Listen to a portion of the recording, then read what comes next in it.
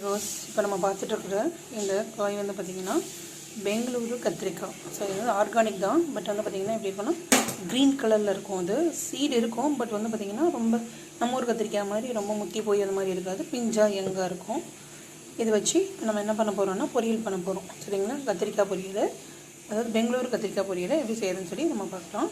பாருங்கள், இந்த கத்திரிக்காய் எவ்வளோ லாங்காக பார்த்திங்கன்னா உங்களுக்கு சொரக்காய் மாதிரி ப்ளஸ் வந்து பார்த்திங்க அப்படின்னாக்கா வெள்ளரிக்காய் மாதிரி இருக்குது பார்க்குறதுக்கு. பட் இது அதெல்லாம் எதுவுமே கிடையாது. இது வந்து பார்த்திங்கன்னா கத்திரிக்காய் தான்.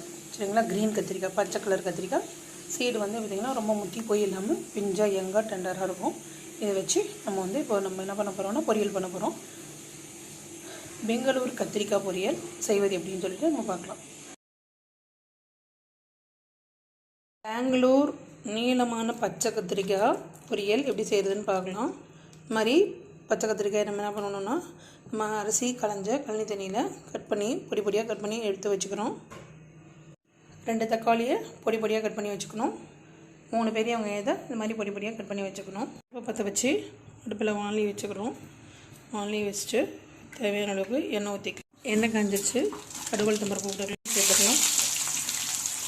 உப்பில் சேர்த்துக்கலாம். தேவையான அளவுக்கு மஞ்சள் தூள் போட்டுக்கலாம். சேர்த்துக்கலாம். உப்பு தேவையான அளவுக்கு சேர்த்துக்கலாம். கத்திரிக்காய் ஆட் பண்ணிக்கலாம். இடித்து இது கூட கட் பண்ணி வச்சுருக்கிற தக்காளி ஆட் பண்ணிக்கிட்டு நல்லா வதக்கிட்டு 5 மினிட்ஸ் கழிச்சு தண்ணி தெளித்து செஞ்சுருக்கிறது. இல்லை தண்ணி கூட தேவையில்லை, ஆயிலே நல்லா வெந்துடும். வெந்ததுக்கப்புறம் தேங்காய் தூவி இறக்கிடலாம். கத்திரிக்காய் இந்த மாதிரி கதன்னு வெந்துடுச்சு. ஆல்மோஸ்ட்டு லைட்டாக தண்ணி தெளிச்சுக்கலாம். லைட்டாக, ரொம்ப லைட்டாக ஒரு 1/2 ஸ்பூன் விளக்கெண்ணெய் சேர்த்துக்கலாம். அது எதுக்காக அப்படின்னா இந்த கத்திரிக்காயில் ரொம்ப ஒரு காரம் மாதிரி இருக்கும் இல்லையா, அது இல்லாமல் ஃபேன்டாஸ்டிக்காக இருக்கும். அதுக்காக அதே மாதிரி 1 ஸ்பூன் வந்து நல்லா நெய் சேர்த்துக்கலாம். எண்ணெய் 1 ஸ்பூன் சேர்த்துக்கிட்டோம். ஆல்மோஸ்ட் காய் வந்துடுச்சு.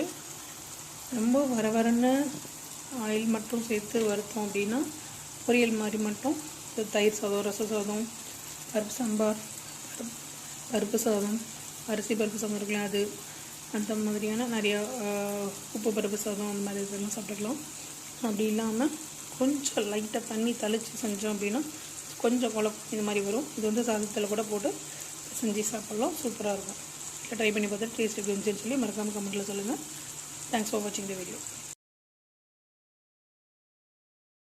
நீளமான பச்சை பெங்களூரு கத்திரிக்காய் பொரியல் ரெடி. தூவிட்டு அடுப்பு ஆஃப் பண்ணிடலாம்.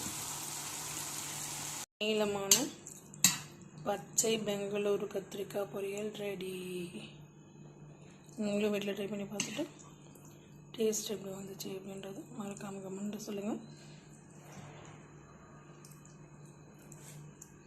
இது வந்து சாதம், சாம்பார் சாதம், தயிர் சாதம், ரச சாதம் எல்லாத்துக்குமே ரொம்ப ஆப்டான ஒரு டிஷ்ஷாக இருக்கும்.